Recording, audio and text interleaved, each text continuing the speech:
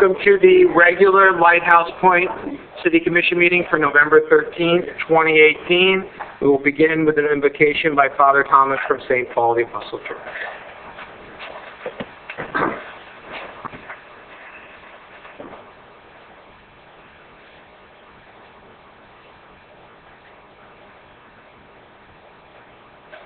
Lord, we are very grateful and thankful to you.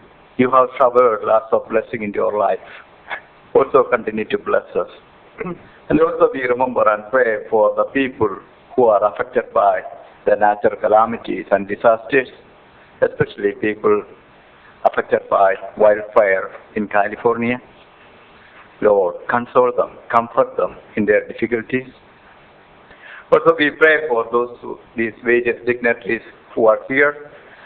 Lord, shower your blessing upon them, so that they may be able to make wise and apt decisions for the well-being and upliftment for the people, those who are living in this city. We ask all these prayers in the name of the Lord. Amen. Amen. We'll call the meeting to order and start with the pledge of the flag. I pledge allegiance to the flag of the United States of America and to the republic for which it stands, one nation, under God, indivisible, with liberty and justice for all. Madam Clerk, roll call, please. Mayor Trost. Here. Commission President Joffe. Here. Commission Vice President Locker. Here. Commissioner Johnson. Here. Commissioner Long. Here. Commissioner Van Busker. Here. City Attorney Cirillo. Here. City Administrator Levitsky. Here. Finance Director DePaulo. Here. Fire Chief Gil Martin. Here. Library Director Keys. Police Chief Licata. Public Works Director Schramm. Here. Recreation Director Lisi. And I would quickly like to recognize and welcome Mr. Spencer Underwood, who I believe is here for a school project for a civics class. So everybody behave tonight. We'll hopefully give him a lesson in good government. We'll try to. I think that's a good meeting to be. And a good swift good government and efficient. The first item on our agenda is a presentation from the Florida Department of Transportation, which will give us an update on the Federal Highway Bike Lane project. You came back. I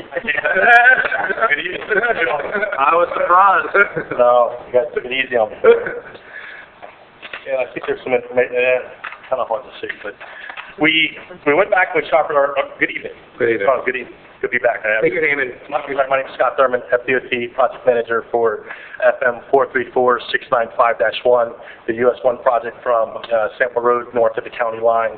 It's a bike widening project or a bike lane project where we're looking to widen the roadway to incorporate bike lanes along with some other features that I'll go into a little bit more detail here. What's presented on the screen here tonight is really the typical section that we're looking to incorporate within the city limits and mostly throughout the project itself. And what we did is we sharpened our pencils a little bit further. We looked to see what we could do to still accommodate the scope of the project, which is really to incorporate the bike lanes, but also minimize as much as we possibly could any impacts to the corridor and the aesthetics. So what we kind of came up with is we want to leave the outside curb and gutter alone, so the lanes on the outside will not be widened or touched. The trees, all the drainage that is out there today will be remaining. Now, in the median, you can see there's some area that we're looking to widen into to maintain a 16-foot median. By widening 2 feet on either side of that median and providing a 16-foot median throughout the corridor, or at least within the city limits here, would allow us to really only have to remove 11 trees. But as we talk about removing 11 of those trees, 8 of those trees are palms that we can relocate within the median throughout the corridor, throughout the... You're talking about removing trees from the median. Correct. Trees from the median. 11 trees would be impacted due to the widening of the median. And you're proposing to shrink the medians to 16 feet? To 16 What are they currently now? They vary. Some of them are actually a little bit narrower, about 14 and a half feet. Some of them are wider, up to 22 or 24 feet. Okay. So it kind of varies throughout. We're looking to maintain a consistent 16-foot median throughout this, or at least through the city of Lighthouse Point, this corridor.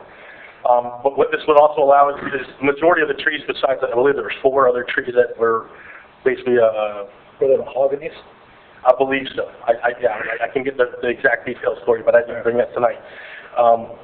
More or less shade trees with big root systems that again, we could try and relocate, or if the city's interested, we can see about what we could do to relocate them somewhere else, but they tend to be a problem to relocate, to establish, and then to thrive after relocation.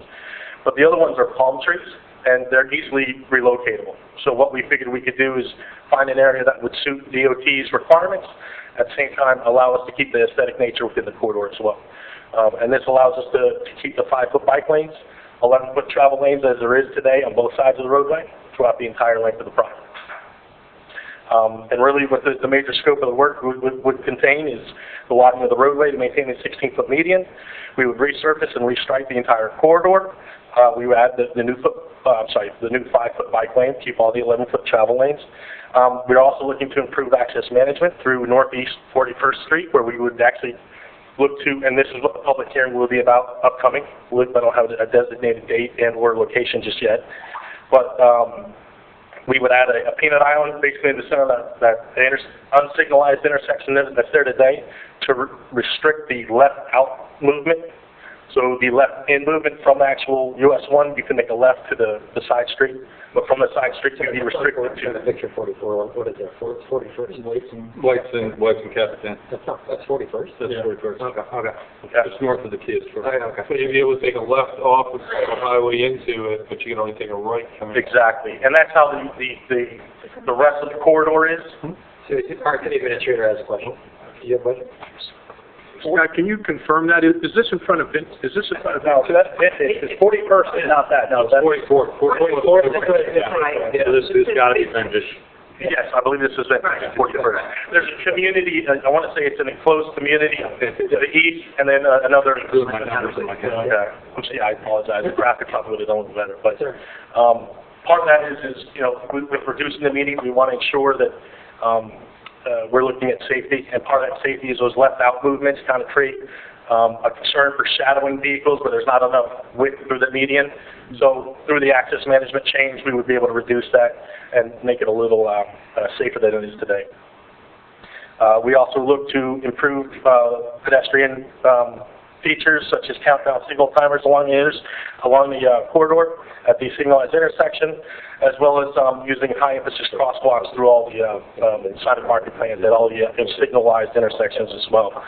And I mentioned the tree relocation. Again, there's 11 trees that are impacted. I believe 7 or 8 of them are palms, so about 4 trees would have to be removed. And they were all median trees, correct? They're all median trees. We're not touching any trees on the outside of the roadway. Okay. When I say outside, beyond the outside curb gutter. Okay. We would also improve the ADA features along the corridors, as far as being the curb ramps with the truncated domes, and standardize those throughout the corridor as well. And there are some spot drainage improvements that I think we've highlighted through some research, and as well as some of the things that were brought up in our communications with the city as well.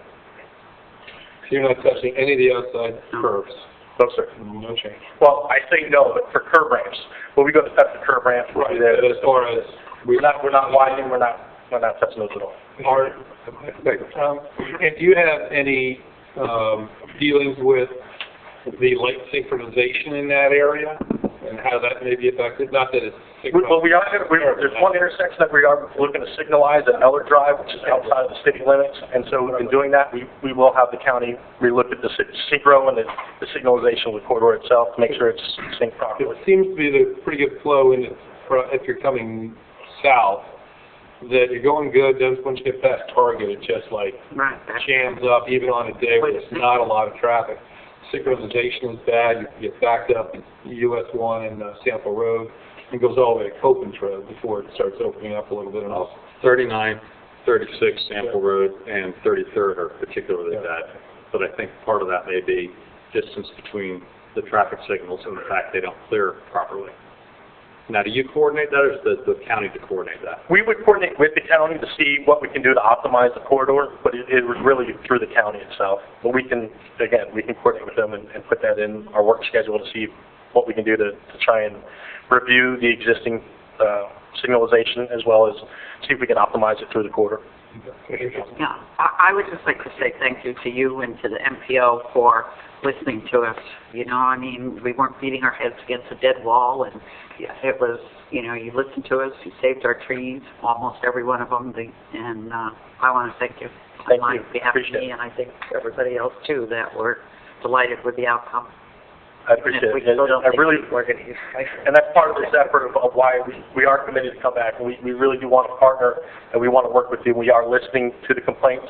I know maybe on past projects or some other times, sometimes it feels like maybe it doesn't work, but we really, you know, we feel as though you guys are a partner, your team, your city is a partner and a stakeholder in this, and we want to make sure that we're coming out with the best project that we can for everybody. So I really do appreciate it. Thank you. Scott? I just had a couple things. Reading one of the articles the other day and also just having a discussion, how are you going to separate the difference with just a regular old white stripe between the bike lane and your outside car lane? That's our proposal as of right now. We have had a conversation between the MPO and our district design engineer about seeing if we can put I won't say a buffer, but a double stripe, so it gives more of a visual barrier between. Have you guys thought about going to something like, I would call it road strip, so you get like a bump, like so someone knows that they're drifting a little We bit? usually don't on that corridor, at kind of a lower speed, because it's also for the bicycle rider as well. I know, but they're hopefully going to stay in their lane, and the cars will stay in their lane, so it's just an idea to kind of make sure that people, unfortunately, still have yet to learn whether it's drinking and driving or texting and driving now or distracted driver. That I do worry about that becoming, specifically if people do utilize the bike lane, that we have some sort of barrier. And then second of all, one of the, I appreciate again, like Sandy said, about making sure that we're trying to keep everything together, but I know you're going to have a workshop, but once that workshop's complete, I hope to see that you guys come back to exactly what we're going to see. And I appreciate, not that I don't say that I don't trust your word out here, but, you know, there's a lot of things being stated, and, 41st left, no right. And so at least when we sit it down, we can all look in front of us and go, okay, this is what you guys are proposing, and this is what we're doing. And so if a constituent comes back and says, you know what, they did this, and we say, well, we told them no, and they say, well, unfortunately, we were always kind of planning, or it just happened to happen that way. I understand that, but ultimately, again, I'd like to see something in writing that shows exactly what you're putting up here, and the proposition of only moving 11 trees, 8 of which are being hopefully replanted, 3 of which unfortunately have to be taken out. But ultimately, in the end, something written would be important to me. I think the map is actually 7 and 4. Yeah, I believe it's 74. I may have misspoke earlier. So it's 11 trees impacted with 70. Okay, but he said 8 piles. He did. I misspoke. That's the record. All right, gotcha. Okay, so yeah. 7. Either which way, and that's part of my point to it. It's not that you meant to say it, but ultimately, in the end, now all of a sudden we start narrowing lanes, and we didn't think we were narrowing lanes because there was a little misconception. Maybe it's a little bit bigger versus 11 or smaller. Just so we have it down, I would appreciate that. Absolutely, and one of the reasons I touched on, we're having a public hearing. It's not just a public meeting, so we will have a court reporter recording all the minutes and all the statements taken during that meeting. And we will be laying out exactly the entire project on a plan set with details. If you don't know when that's going to be.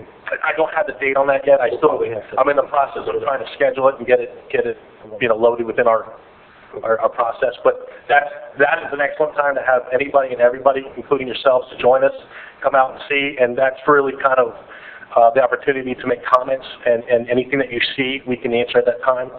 We also send out to the city itself an ERC comment, which is an electronic review comment of the plans, and that is another opportunity for anybody in the city to review the plans, if they've got any comments, and to coordinate, because again, I understand what you're talking. Sometimes it can get lost through the time, and something may change, and that may not have been communicated. But I believe on this one, we're also going to hold place at the public hearing, and through the ERC comments, it's an excellent way that we can hear it. And if need be, I can come back and, before we have 100%, go over all the details again. But I mean, I really want to make you comfortable that I'm not trying to pull the wool over your eyes and last minute switch. I don't believe that. I just want to make sure, like I said, the devil's in the details. Absolutely. I'm more than happy to communicate, and even again, giving just an email of the updates on a regular basis as you move forward is something I'm more than happy to do, and to keep everybody on the panel here, abreast of. So. And I have one other question: how is Deerfield taking this? Because I hate to see us build this do this great thing from Sample Road to 51st or 54th. Well, communicating with them, I'm sorry, go ahead. No, I just want to make sure that, like, you know, at least we're going to have a full completion into the county line. Absolutely. We're continuing basically the same footprint. They do have a little bit of a wider median as you go north of Hillsborough, but it's basically the same footprint. We're going to try and maintain the same look and feel throughout the corridor. Okay. I've communicated with their staff, and I haven't done the as in-depth communication with them as much as I have here, but I'm more than willing to do that with them and communicate with them as well and make them partners just like yourself, aware and outspoken as needed so that they understand the project and what the scope really is. So, yeah, we're coordinating with them as well. Thank you very much. I had a couple things real quick. When you get that date for that workshop, obviously let us know. I'd like Absolutely. to see someone from the city there attend that. I'll go if I can, but I'd probably be the worst to go because I don't know there's plans and designs or anything like that. But if I could make it all of us when they have it. I mean, is it going to be? It's open to the public. Yeah, it's open to the public. But I mean, I would think we'd all be there. I try. I mean, depending on what it is, I'll try to attend. Okay. I didn't know if everybody was planning on doing that or not. And then you mentioned paving. So are they going to repave? So we're actually going to mill, I believe it's an inch of the asphalt, and it's basically, it's not really a structural issue with the roadway. It's really to obliterate the stripes so that we don't have, you know, the washed out where you can see the old stripe and then the new, kind of what they do with maintenance of traffic plans, where you can see the old stripe with the ghost stripe and then the new ones there as well. So it'll be basically look like a brand new project with new asphalt and all new striping on the project. Sample the county line? From Sample On both sides of the U.S. one? On both sides of US 1, yes, sir. And then, so talk to me about timeline, start to finish. Assuming you get no more flack from anybody for like. Well, either way, just to move the design moves forward. Now whether it graduates to construction is a whole other ball game. But we're looking to finish our design in the early part of March, and then the project gets let to construct in August. So, and there may be a little bit of a lag. It's not like on day one that the project letting they're out there the next day. You mean let? Does that go? It goes to bid, and the contractor's bid on it. And actually, the let is actually it gets written to a contract, so it gets awarded to a contractor. So from there, they get a little bit of leeway on how much time they want to procure products or materials. So, I mean, it could be anywhere from 2 months after August to 3 months or 4 months after August to actually seeing a construction crew on site. Can you work on that timing a little bit, because Lighthouse Drive is going to be under construction south of Sample Road during that time frame, so you're already going to have a traffic pattern being disrupted because of that, because of bridge replacement. So I think coordinating that, and that is an FDOT project as well. Okay. So if you could coordinate too, so that we make sure the traffic flow. That's kind of a challenge, because usually when the money, and again, the way the DOT is when the money falls out and we commit to these dates, we usually are hard and fast with them. I can find out. Your MOP is going to have to be consistent with one another. We'll coordinate with that. I'll find out who that project manager is. We can coordinate the MOT.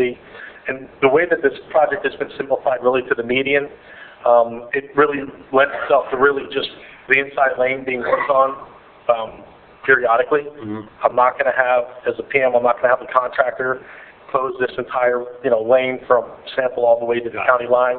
I won't allow that. It'll be in my plans that we'll be able to stop if needed. So we're looking to segment it as needed. And we'll have other notes in there to where the CEI, our overwatch of the contract, will be able to have the authority to change it as needed, and also look at the daily traffic patterns with the other project and make sure we can coordinate so it's not, it's not a double whammy all at once. Are you going to be, so I get that the time frame of when you start is kind of in flux, but it sounds like late 2019, quite frankly, before you actually put a shovel on the ground. Absolutely. Once you start, two questions. Once you start, how long are you projecting the whole project will take? Are you starting at Sample and moving north? So two questions. Whole project being completed, because it obviously impacts traffic for our residents outside of Lighthouse Point. And then if you're starting at Sample and going north, assuming you are, how long do you think the Lighthouse Point section of it would take? That I don't know. We haven't gotten to the point where we're gotten to a construction time estimate. Okay. That hasn't been flushed out. I don't see this being a very long, in-depth project. It looks like it should be rather quick and expeditious because it's very simplified. But again, with that being said, contractors sometimes can Okay, a little bit Unsimplified. Exactly. Okay. But I don't have that answer for you. I can get you, once we get to that point where I actually have a written construction time estimate that gets placed in our plans and is basically part of the commitment that is part of the contract documents, that's something else I can finalize for you. But I really see this being less than a year project. So. Okay. All right, anything else? All right, well, thank you very much. Appreciate it again. Thanks for your time. I really appreciate the opportunity. Thank you. Thank you. Moving on, Commissioners, we have the approval of 2 minutes, the regular meeting of October 23rd, 2018, and the special meeting of November 8th, 2018. Seeing no issues, I'd like to make a motion to approve the meeting minutes of October 23rd, at 6:30 p.m., and also our special commission meeting at 7:30 a.m. on the November 8th. Can we do it together, Mike? It's fine unless there's an issue with either one, but We have a motion. Do we have a second? We have a second to approve both sets of minutes of October 23rd, 2018, and November 8th, 2018. All those in favor, say aye. Aye. Aye. Opposed? Motion passes 5-0. Moving on, Treasurer's Report. Finance Director DiPaolo. Good evening. Good evening. General fund at negative $2,258,666.54. Cleanup deposits $31,800.00. Garbage and trash fund $456,839.29. Special purpose funds $2,859,498.60. Stormwater utility fund $263,266.28. Debt service fund $14,955.51. Contingency $5,483,748.00. General fund encumbrances $317,177.42. Total all funds $7,168,618.56. Any questions for Finance Director? One for him, but on the treasury report, I keep looking at it. How are we doing on our dredging? Chuck? Good evening.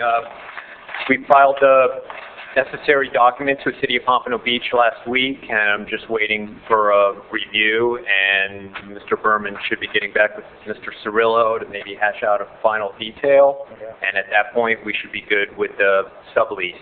I'll send it to Fines just so they are on board with what's going on, and then I'll be coming back most likely either the second meeting in November or the first meeting in December for sublease approval.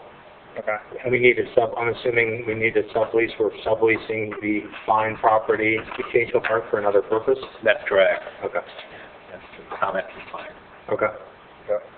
So by the time we see you, hopefully at the end of November, to when they start dredging?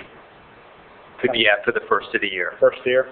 That was a realistic conversation I had with the dredger. That's fine. All right.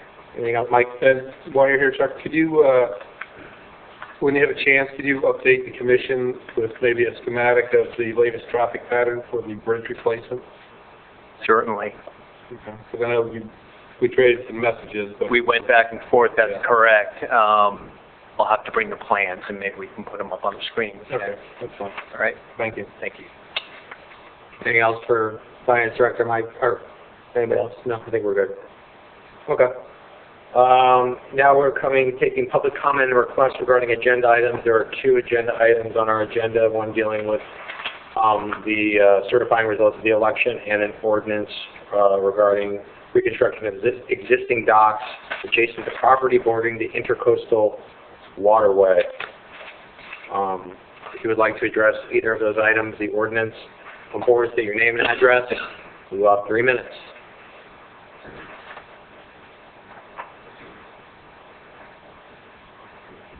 First, in reference to the earlier speaker, do we have a southbound left turn lane into 48th Street? Something to consider. You mean 49th? No. 48. 48. Down southbound. Yeah. There used to be a fire station on 49th Street in Deerfield, which was why that was never done. Yes, there is no left-hand turn there. That should be corrected when they do this work. And in reference to your agenda item on the boat docks, I made some changes. I sent them all to you. They're in red in this paragraph on the existing ordinance that you have before you. And I just wanted you to include the outpilings that are associated with some of these docks, where there's pilings out and not attached to the docks. And we commonly refer to them as dolphins. And I believe some of them might be three piling dolphins. Because if you have a boat tied up on the intercoastal where there's no speed limits or things, you really need some outpilings to hold your boats off the dock. Thank you. Thanks, Bill. Any other public comment regarding agenda items? Seeing none, we'll close public comment, move on to, we have reports from city administration. The mayor is going to give us an update on bonds. First of all, I want to thank everyone for all of their hard work on this. Commissioners, you were at every meeting. I went back and counted. We did approximately 23 presentations to educate the public on the bond, and we have preliminary results, 65% plus pass rate, which is very good. But I also want to thank all of our department heads and staff that showed up at every one of these functions. They were there to answer questions, and while not everybody voted for it, that was not expected, but 65% is a pretty good rate. But I think all of you commissioners need to pat yourselves on the back too, because you did a great job educating the public, and that is very much appreciated by all of us. So thank you. We did we did some good things. So where we stand are we're working on a validation resolution that'll be on your agenda on November 27th. I was hoping to cancel that meeting. Unfortunately, ask you to cancel that meeting, I should say. Unfortunately, that's not going to be possible because agenda item number 1 tonight, we're going to ask you to continue that because we do not have certified results from the supervisor of election yet. So that will be, so we'll have a validation, at least a validation resolution and hopefully, by that point in time, a certification, and that allows us to move forward. Hold your breath. The goal is to have the bonds issued by late April, early May timeframe. While this is going on, John has been working with Mike on RFPs and drafting them. None have been issued yet, but they are in various stages of being drafted because we do have to go through that process. And so we will be doing a lot of things simultaneously over the next several months is what it comes down to. And at the same time, we will also be doing what we need to do to figure out how we're going to design this and everything else, and that'll be part of that process. Because, as I said to everyone, including Leo when he asked me, these are renderings. These were not the final things. So we're going to be now working on things that will go through a process. Okay. I was just wondering, I'm guessing we'll get some more information on, but one of the things are we going to try to do, I heard as of lately that institutional lending has come available for smaller bonds of our nature versus actually floating a bond. Is that going to make any difference? And it will, I know that we have a long way to look forward toward getting this stuff accomplished, but I wanted to make sure to kind of see what the process was. It will probably go through a process with the League of Cities. It's the most cost-effective method to do it. They have a bond issuance scheduled for the spring of 2019, and that's what we're looking at participating in. They will be our bonds. Several residents have even asked us, will they be allowed to buy bonds? And yes, we will be able to give them that information so they can actually purchase the bond at issue. Okay. And then for the RFPs, does RFPs come back for architectural drawings? RFPs for everything. RFPs for everything, so the sooner we get out the architectural drawing, then the sooner we can get out, look forward to getting out a construction RFP or stuff like that. Exactly. And then we're going to do a combination of bundling the projects together to see if we get it cheaper, and then split them apart or whatever works. We're going to see what works as we go through the process. We're very early. We're a week past getting it approved, so a lot of these decisions are fluid. I just want to make sure that we're going to do everything in the most cost-effective method. Correct. That's exactly what I was looking for. Are we RFPing bond counsel as well? We've already engaged bond counsel. We did that prior to the actual resolution on the bonds back in May, and we're continuing to work with that. Okay. The other thing I would just to keep in mind is, you know, with the I think we got a lot accomplished because of the transparency and education. We probably will need to keep that timeline up online, keeping people updated. Once you have a better idea of a more concrete timeline, because as I think we all know, you know, people are going to start asking, where is this stuff? And we need to keep educated about this. There's, you know, 90 days for bond validation. Right. There's a process. People aren't going to know that. Right. So we're looking at the validation process hopefully being done by early March. Gotcha. Unless the SOE delays us. We can't We've been delayed. validate a bond until we know we actually officially won. Yes. Yeah. Gotcha. Proud that it's not a hanging chat. I know. It's a- Or a recount. No one would have wanted a recount, that's for sure. Hey, Pompano's dealing with that right now. I know. What happened with their recount? Oh, Right. It's in recount. They're in recount. Yeah, they're in recount. Mayor. where do they have time for that? No department reports, no reports of the city attorney. Our next meetings are planning and zoning, December 4th, 2018. I assume there is still going to be something from the yacht club on that meeting for now, or as of now, or As of now, it's on the agenda. as of now, it's on the agenda. Code enforcement, January 15th, 2019. Community appearance, November 15th, 2018. Special magistrate, excuse me, December 5th, 2018. Marine advisory, February 7th, 2019. First item of unfinished business is declare the results of the November 6th, 2018 special election continued from the November 8th, 2018 special city commission meeting. History has a funny way of repeating itself. Mike Cirillo. Mr. President, members of the City Commission, unfortunately, we're here to ask you to continue this one other time. As you know, when we met on Thursday morning, that was shown to the charter requirement that you meet so many days after the election to canvass or accept certified results from the supervisor election.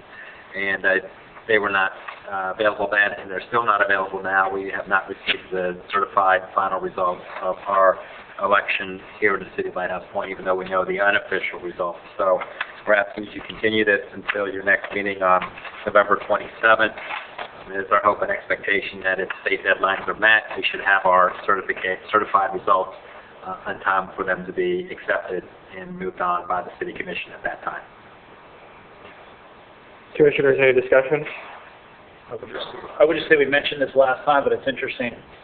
We talked about how we had to have a meeting right after our election to validate it. Maybe that's something in the future when we come back through that we look at removing from our city charter, because unfortunately, as people have a great voter turnout and we get a closer margin of victory for anything, it's going to be tough to get a validation within 5 days. I think that might have been one of the ones that passed. That was one of the ones. Yeah. Oh, it did? Yeah, okay. Right, Yeah, right. I think it was included in the scheduling. Oh, that's right, I forgot that, yes, correct.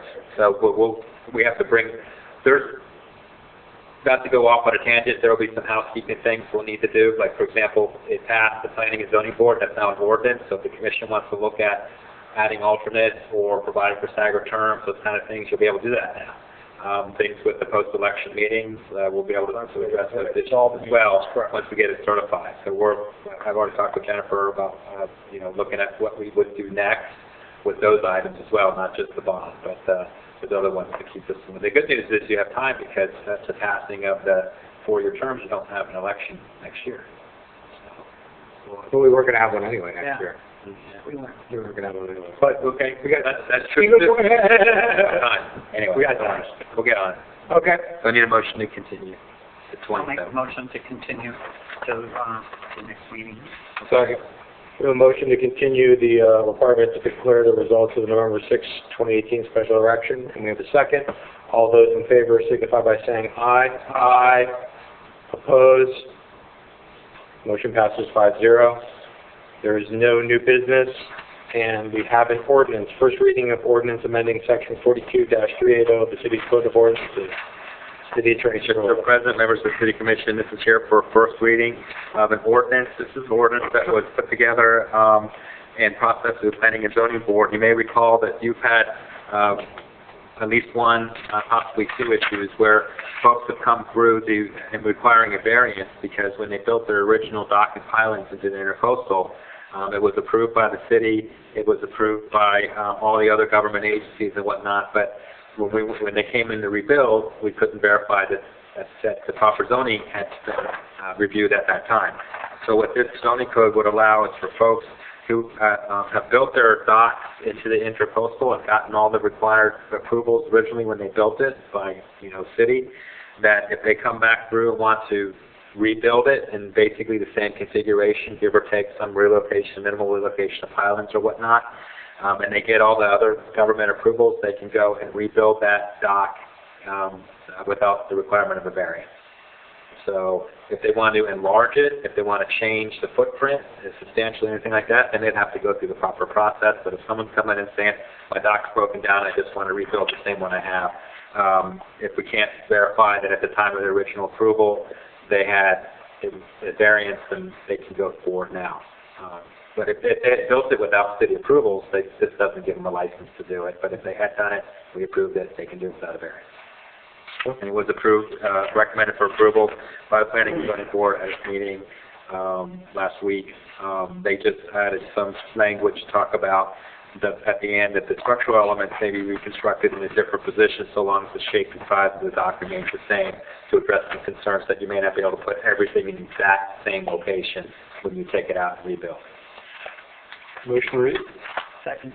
In order for the City Commission of the City of Lighthouse, Florida, amending Chapter 42 Land Development Code, Article 4 Zoning, Division 5 Supplemental Regulations and Requirements for Specific Uses, Section 42-380, docks, piers, and pilings on canals, to provide for the reconstruction and repair of certain docks and pilings for properties that border the intercoastal waterway in the city, providing that no variance should be required to reconstruct and repair docks or pilings that meet certain requirements and conditions, providing for requirements and conditions, providing for complex severability, codification, and effective date.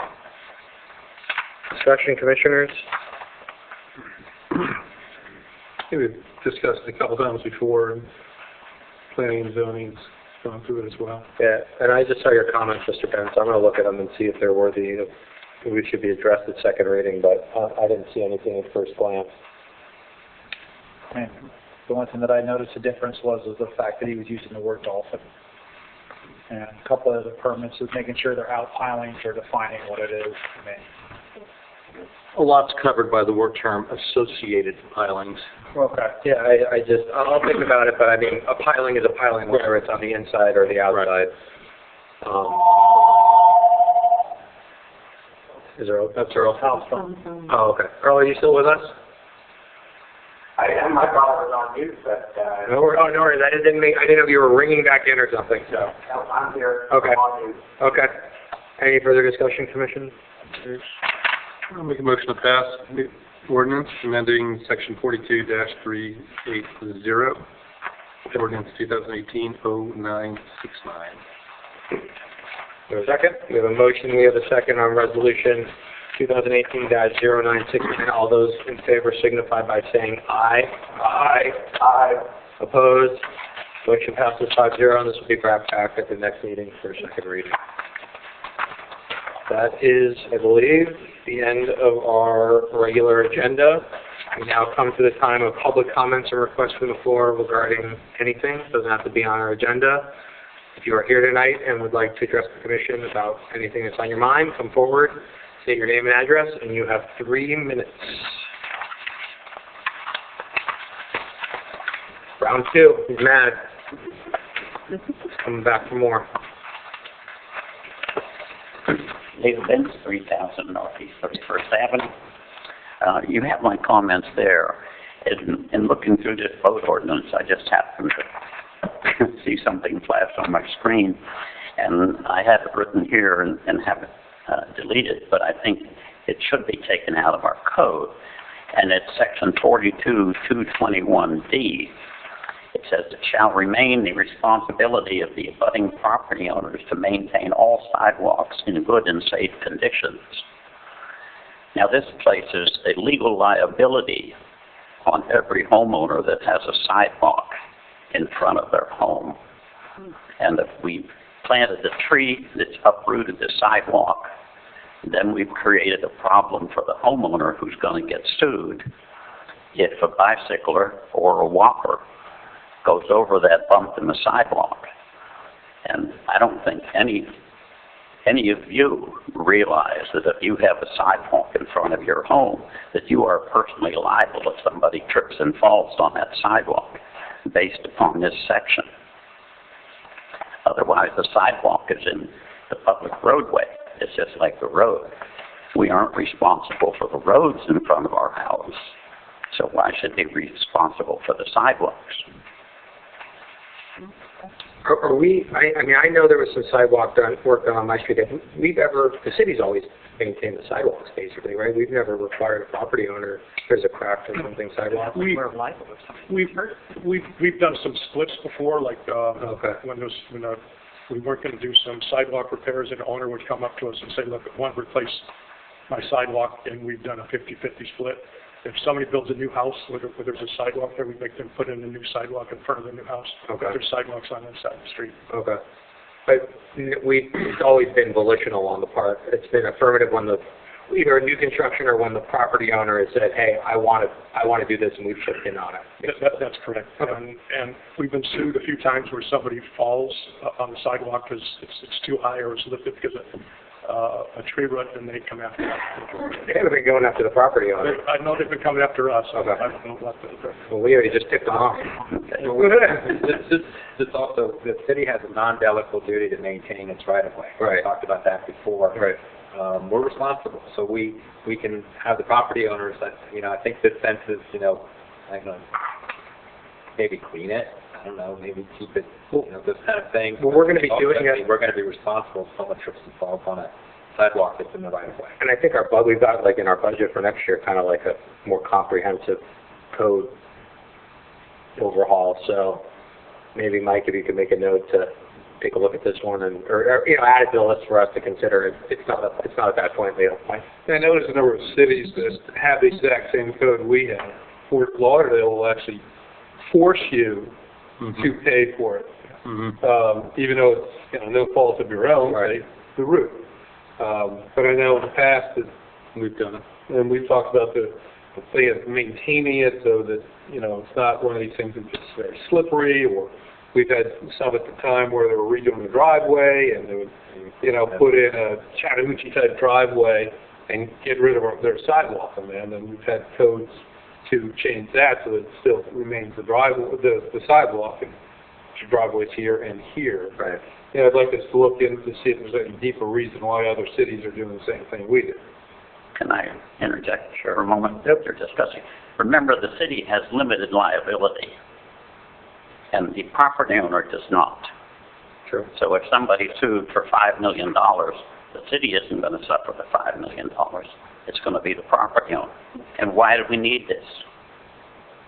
Well, that's why I asked to maybe look further if this was a state statute that was put on decades ago and everything's been built off it or something. But well, the state statute needs to work on that. Yeah. We'll take a look at it. Thank you for catching it, Leo. Anything else? Public comments? Anything on your mind? Nope. Close public comment. Go to communications from commissioners. Anything, commissioners? I have one thing. Sure, Johnson.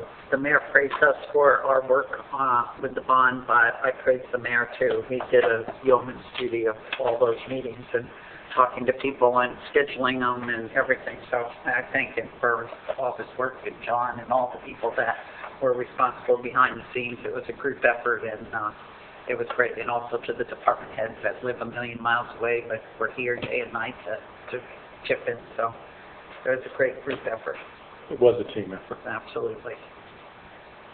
Mr. Van Buskers? I thought with such a long ballot, I was so worried that Commissioner Joffrey kept stating we weren't going to be able to see people finish the ballot, but I was really impressed with the fact that the City of Lighthouse Point residents really pushed through toward the end to see us through for all of our 4 issues that we had. I was a little nervous.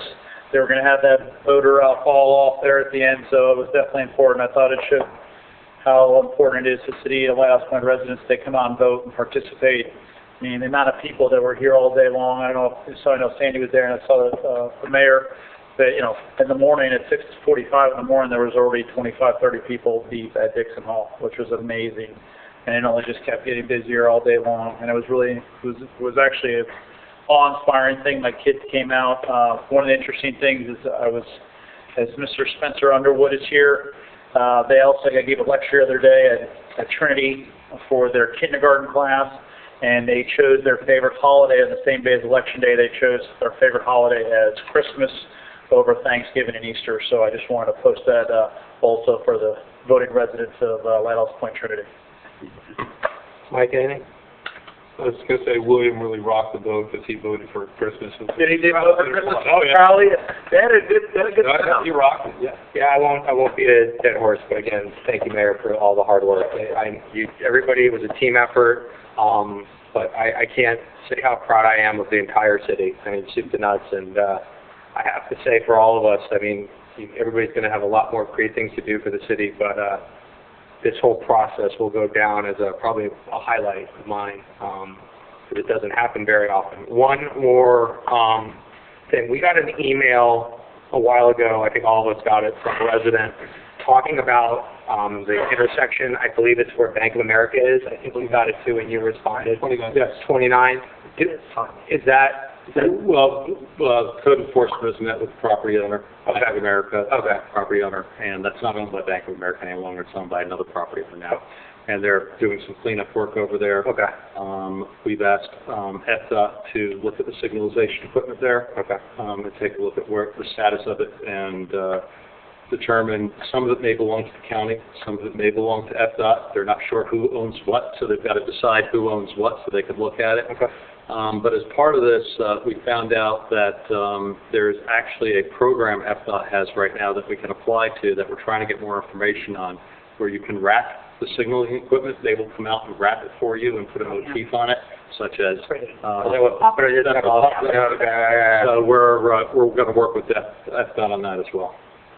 There's no way we can move any of that equipment ever to make a right turn lane, to make that road. We had that discussion. We did discuss that during the bridge. During the bridge, one of the bridge meetings, they had a discussion about 29th Street because it's going to become a major thoroughfare, and I didn't know... And the light's so long to change it.